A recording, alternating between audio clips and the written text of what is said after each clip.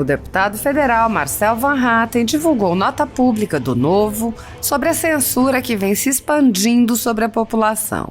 Van Hatten disse: censura jamais. Em um país livre, em uma democracia, ninguém pode ter medo de questionar nada a quem tem poder. Quando perguntas são proibidas, só aumentam as dúvidas e talvez as respostas não seriam inconvenientes. Chega de censura. Assim como essa posição do Partido Novo, na Câmara minha postura sempre foi e sempre será firme na defesa da liberdade de expressão, contra qualquer censura e pela lisura e transparência de qualquer eleição. A deputada federal Adriana Ventura afirmou indícios de que estamos vivendo sob o autoritarismo do judiciário, inquéritos de quem pensa diferente, controle da imprensa, desmobilização popular e repressão política, censura prévia, represálias. Ventura questionou: Alexandre de Moraes lidera o Ministério da Verdade? Derruba contas de cidadãos como Marcos Cintra e tira o direito de deputados. Peço apoio ao PL 3504 de 2021, que amplia o direito de liberdade de expressão em face da administração pública. Ditadura nunca mais. O deputado Lucas Gonzalez disse: a censura está nítida no Brasil. Não vê quem não quer. Ele divulgou a nota do Novo e acrescentou: o Novo e seus mandatários sempre se posicionaram a favor da liberdade de expressão e deixamos claro nosso total repúdio às censuras que estão sendo praticadas pelo TSE. O deputado estadual Fábio Osterman disse: a melhor forma de responder questionamento e descartar acusações é oferecer mais transparência e informação ao público. Derrubar contas e sites, como o TSE vem fazendo, é o pior caminho. Censura costuma ser o recurso de quem, na falta de argumentos, recorre à força. O deputado Paulo Ganimi compartilhou o tweet de Osterman e acrescentou: uma coisa é certa que tem que mudar.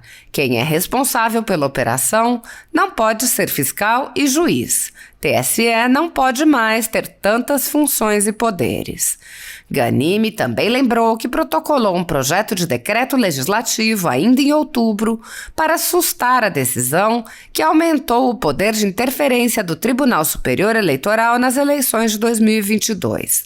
Ele reproduziu o texto da data em que explicou: a decisão é absurda, dá mais poder ao TSE para censurar brasileiros e veículos de comunicação, não leva em consideração o Marco Civil da Internet, interfere no funcionamento das plataformas de redes sociais, além de colocar nossa democracia e liberdade de expressão em risco. Se aprovado, nosso PDL tornará a resolução sem efeitos e essa não será a primeira vez que decisões do TSE são anuladas. O Legislativo já assustou atos do TSE em 2013, quando o tribunal quis redefinir o número de deputados. Não poderíamos ficar de braços cruzados enquanto o TSE censura brasileiros de bem sob o disfarce de combate às fake news. Chega de censura. Ao relembrar o projeto, Paulo Ganimi disse: a censura imposta aos deputados é com base nesta resolução do TSE que continua válida.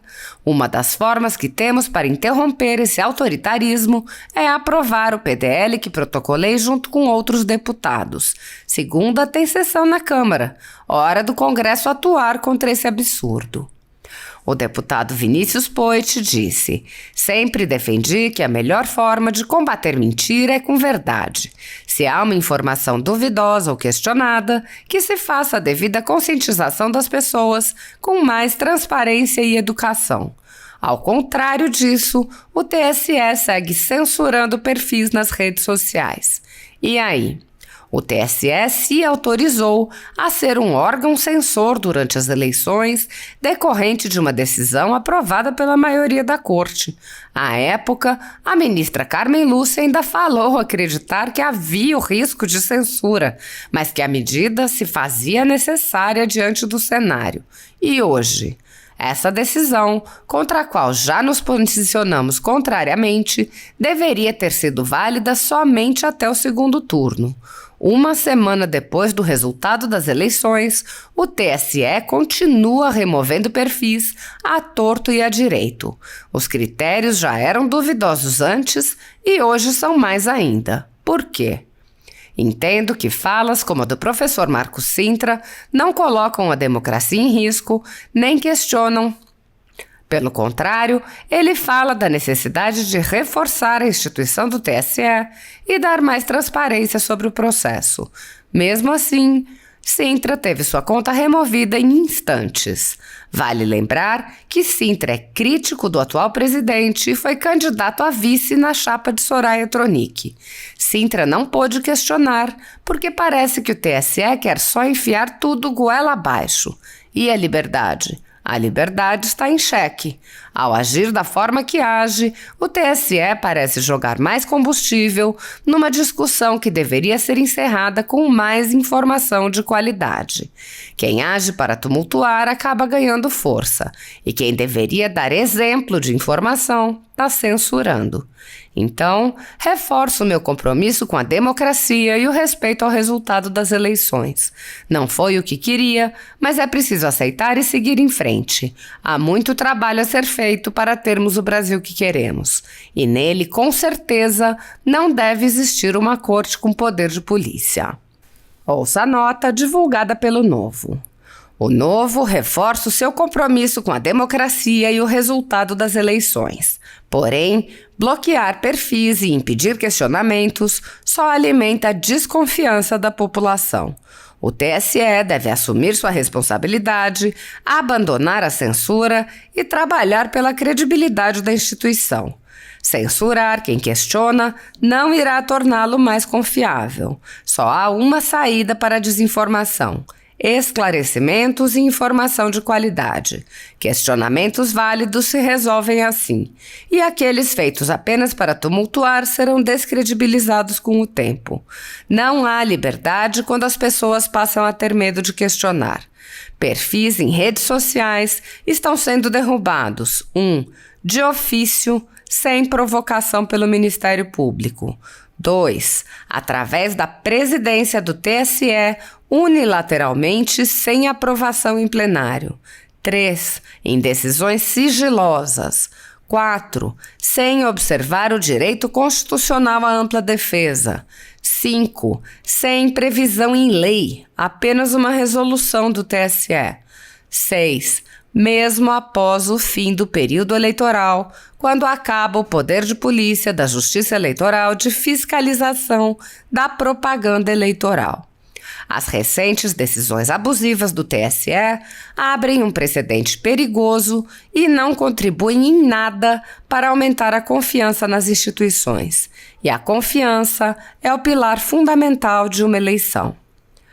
Conforme relatado pela Agência Câmara, o projeto de lei 3504 de 2021, mencionado pela deputada Adriana Ventura, prevê que, desde que não configure calúnia ou injúria, é legítima toda crítica veemente, mordaz ou irônica, inclusive com utilização de adjetivos, a integrantes da administração pública e à qualidade dos serviços públicos prestados. A proposta em tramitação na Câmara dos Deputados é da deputada Adriana Ventura e altera o Código Civil. O objetivo, segundo ela, é esclarecer o alcance do Instituto do Dano Moral sobre as críticas feitas aos membros de órgãos do setor público.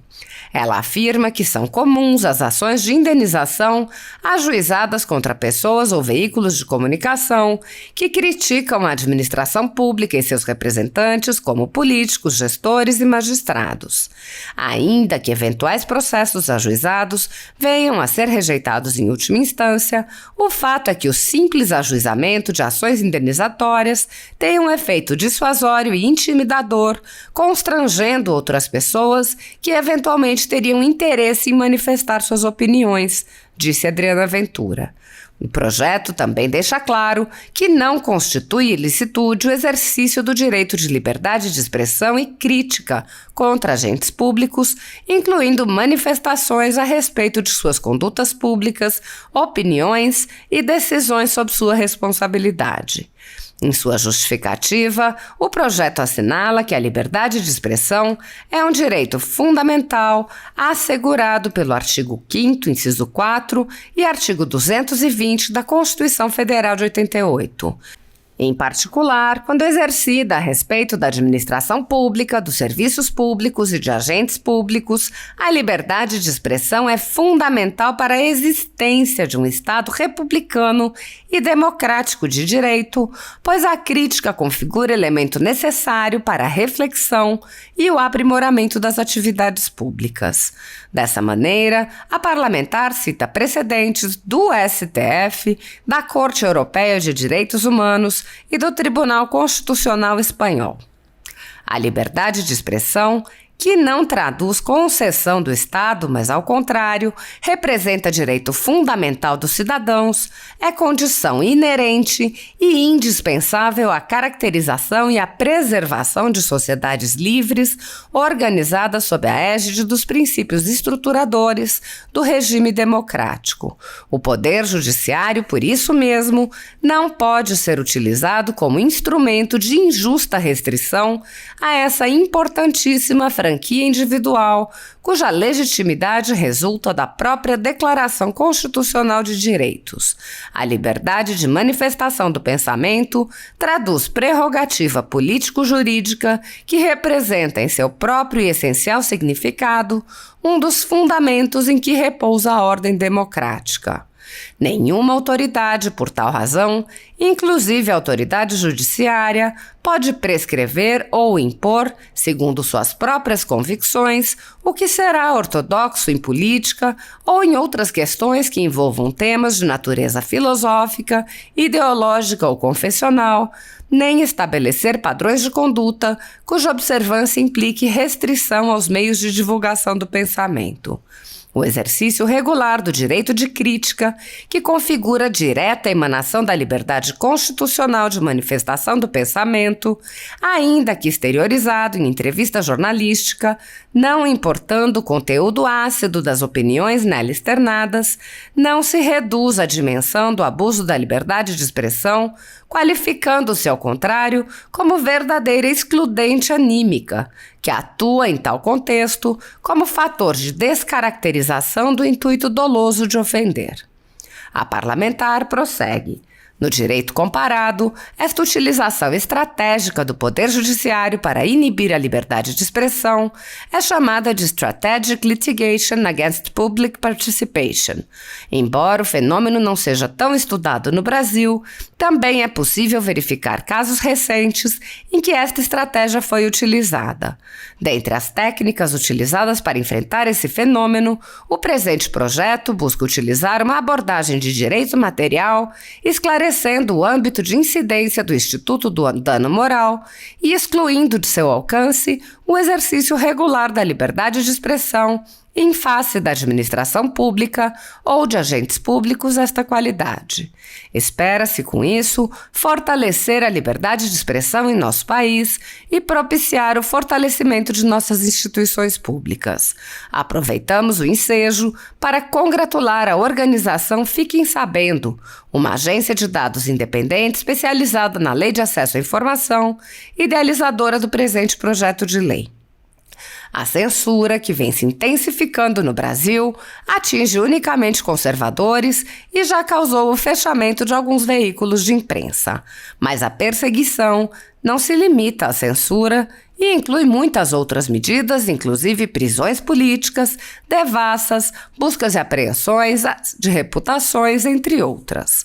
Grupos monopolísticos e cartéis que se associam com o intuito de barrar informações contrárias ou inconvenientes atuam em conluio com a finalidade de aniquilar qualquer mídia independente, eliminando o contraditório e a possibilidade de um debate público amplo, honesto, abrangendo todos os feixes e singularidades dos mais diversos espectros políticos. Controlando as informações, o cartel midiático brasileiro tenta excluir do debate e, em última instância, da vida pública, os conservadores e os veículos que dão voz a essas pessoas. A Folha Política tem toda a sua receita, gerada desde 1º de julho de 2021, confiscada por uma canetada do ministro Luiz Felipe Salomão, ex-corregedor do TSE, com o aplauso e o respaldo dos ministros Luiz Roberto Barroso, Alexandre de Moraes e Edson Fachin.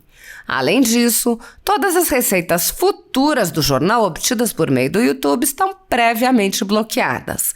Há mais de 16 meses, toda a nossa receita é retida sem qualquer justificativa jurídica.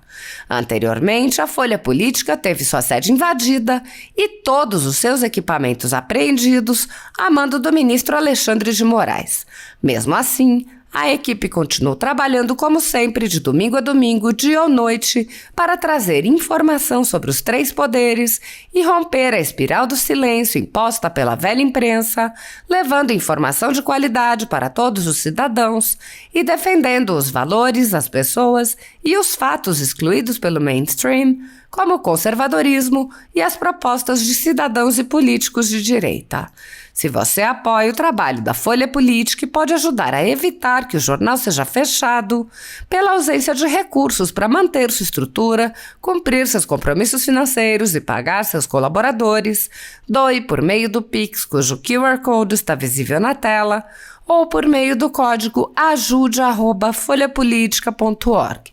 Caso não utilize Pix, há a opção de transferência bancária para a conta da empresa Raposo Fernandes, disponível na descrição deste vídeo e no comentário fixado no topo. A Folha Política atua quebrando barreiras do monopólio da informação há 10 anos e, com sua ajuda, poderá se manter firme e continuar a exercer o seu trabalho. Pix ajude@folhapolitica.org.